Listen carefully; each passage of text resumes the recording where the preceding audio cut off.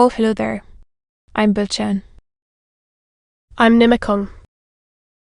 I'm Banchan. In this class, I'll read to all of you. Chapter 6, Section 4 of A Tale of Two Cities, Book the First Recalled to Life. As. Ah. A Tale of Two Cities, Book the First Recalled to Life. Charles Dickens. Chapter 6, Section 4. Asked to leave us here. You see how composed he has become. And you cannot be afraid to leave him with me now. Why should you be? If you will lock the door to secure us from interruption, I do not doubt that you will find him, when you come back, as quiet as you leave him. In any case, I will take care of him until you return. Both Mr. Ori and Defarge were rather disinclined to this course, and in favour of one of them remaining.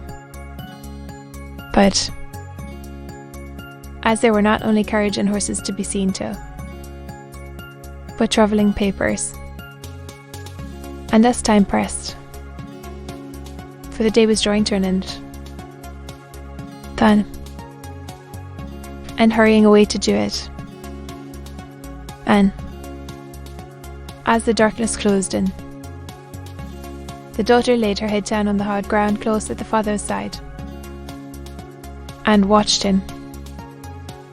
The darkness deepened and deepened, and they both lay quiet, until a light gleamed through the chinks in the wall.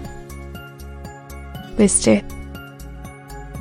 Ori and Monsieur Defarge had made all ready for the journey, and had brought with them, besides travelling cloaks and wrappers, bread and meat, wine, and hot coffee. Monsieur Defarge put this provender, and the lamp he carried. On the shoemaker's bench there was nothing else in the garret but a pallet bed, and he and Mr. Lorry roused the captive, and assisted him to his feet. No human intelligence could have read the mysteries of his mind, in the scared blank wonder of his face. Whether he knew what had happened, whether he recollected what they had said to him, whether he knew that he was free, were questions which no sagacity could have solved. They tried speaking to him, but he was so confused, and so very slow to answer, that they took fright at his bewilderment, and agreed for the time to tamper with him no more. He had a wild, lost manner of occasionally clasping his head in his hands, that had not been seen in him before. That he had some pleasure in the mere sound of his daughter's voice, and invariably turned to it when she spoke, in the submissive way of one unaccustomed to obey under coercion. He ate and drank what they gave him to eat and drink, and put on the cloak and other wrappings that they gave him to wear. He readily responded to his daughter's drawing her arm through his, and took and kept her hand in both his own. They began to descend, Monsieur Defarge going first with the lamp, Mr. Ori closing the little procession. They had not traversed many steps of the long main staircase when he stopped, and stared at the roof and round at the walls. You remember the place, my father? But before she could repeat the question, he murmured an answer as if she had repeated it. Remember? Well, I don't remember. That house was apparent to them. They heard him mutter, 105. North Tower, and when he looked about him,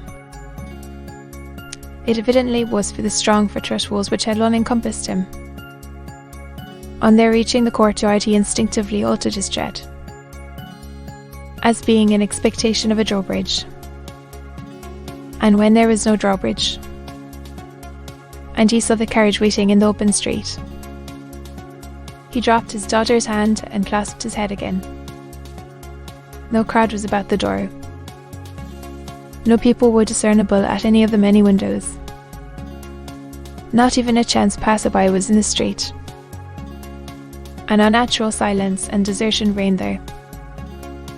Only one soul was to be seen, and that was Madame Defarge, who leaned against the doorpost, Edged, and saw nothing.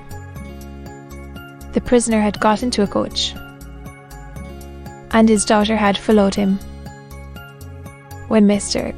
Lorry's feet were arrested on the step by his asking, miserably, for his shoemaking tools and the unfinished shoes.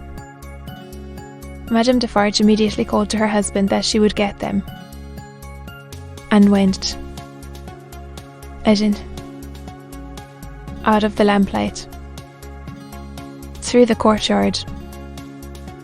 She quickly brought them down and handed them in, and immediately afterwards leaned against the doorpost, Edged, and saw nothing. Defarge got upon the box, and gave the word to the barrier. The postilion cracked his whip, and they clattered away under the feeble over-swinging lamps.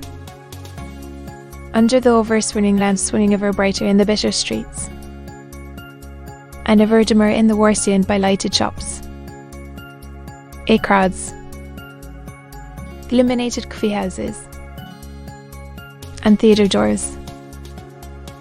To one of the city gates, soldiers with lanterns. At the guardhouse there, your papers, travellers, see you then. Monsieur the officer, said Defarge, getting down, and taking him gravely apart. These are the papers of Monsieur inside, with the white head. They were consigned to me. Within, he dropped his voice.